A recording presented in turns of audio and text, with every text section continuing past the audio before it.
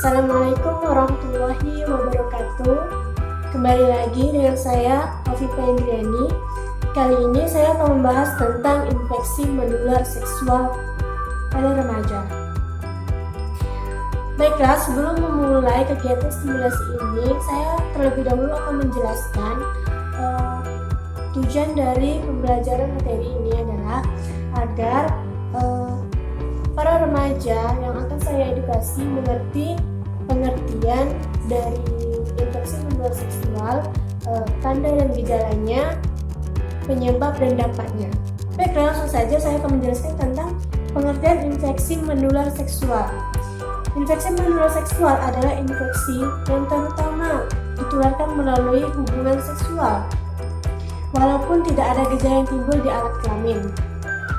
Infeksi menular seksual akan lebih berisiko bila melakukan hubungan seksual dengan bergonta-ganti pasangan.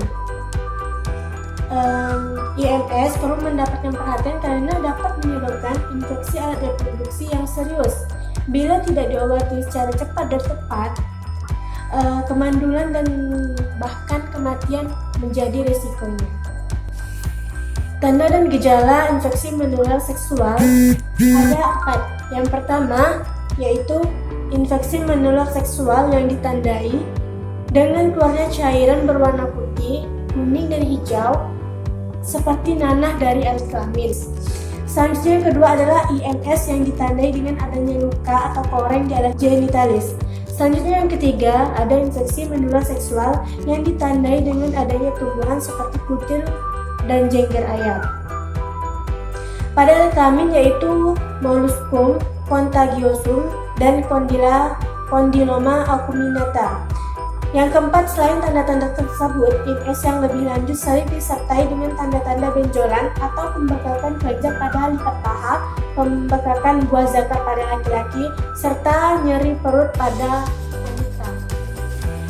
Setelah pengertian tanda, gejala, dan jenisnya, selanjutnya saya akan menjelaskan dampak dari infeksi menular seksual.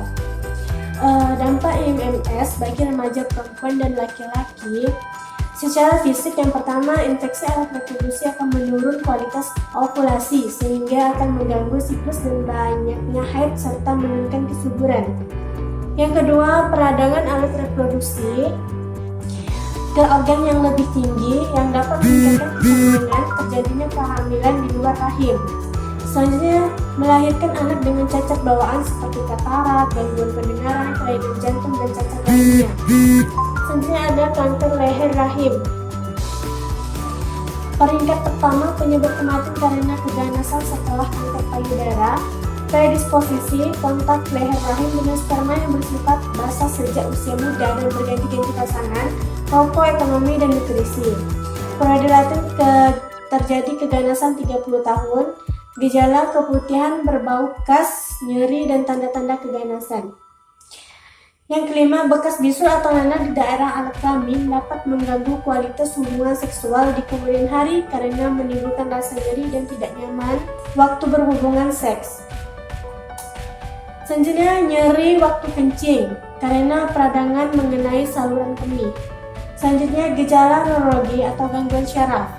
Yang selanjutnya, lebih mudah terinfeksi HIV.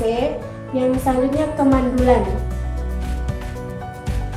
Secara psikologis, dampak seseorang terkena infeksi menular seksual, yang pertama yaitu rendah diri, yang kedua malu dan takut sehingga tidak mau berobat, yang akan memperberat penyakit atau bahkan mencoba mengobati diri sendiri sehingga jenis dan dosis tidak tepat, yang justru akan memperberat penyakitnya di samping terjadi resistensi obat. Yang ketiga, gangguan hubungan seks setelah menikah karena takut tertular lagi atau takut menular penyakitnya pada pasangannya.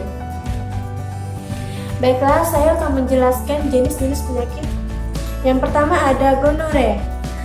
Gonore mencakup semua infeksi yang disebabkan oleh Neisseria gonorrhoeae. Masa tunas 2-5 hari, berarti 2-5 hari sebelumnya terjadi kontak seksual tersangka pada pria, sedangkan pada wanita sulit ditentukan oleh karena pada umumnya tidak menimbulkan keluhan atau gejala. Nah, berikut ini gambar dari keputihan karena gonore. kencing nanah karena gonore, dan gonore pada mata. Baiklah, selanjutnya ada penyakit sifilis atau raja singa. Sifilis ialah infeksi yang disebabkan oleh Treponema pallidum dan bersifat kronis, dapat menyerang semua organ tubuh dan dapat menyerupai banyak penyakit. Masa tunasnya berkisar antara 10 sampai 90 hari.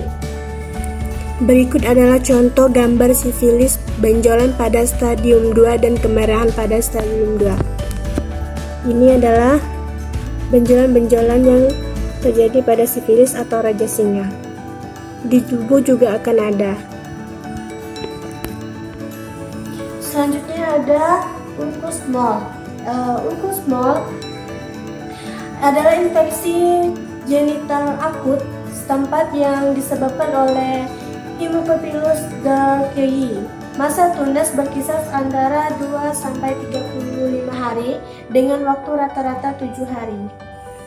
Berikut adalah contoh gambar dari ulcus molle di batang kelamin pria. Ini adalah gambar-gambar ulcus molle pada batang kelamin pria dan pada wanita ada di bagian dalamnya. Ini adalah ulcus molle pada perempuan. Dapat terlihat jelas kan?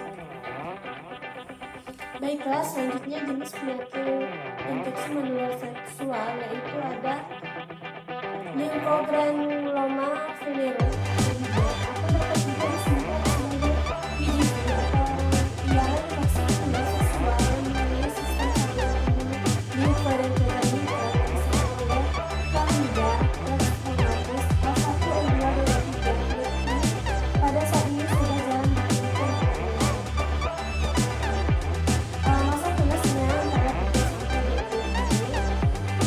Nah, ini adalah lymphogranuloma venereum, contoh penyakit yang ada di jenis kelamin. Dapat dilihat sekali, ini sangat menonjol sekali. Jika sudah seperti ini, berarti ini sudah sangat parah.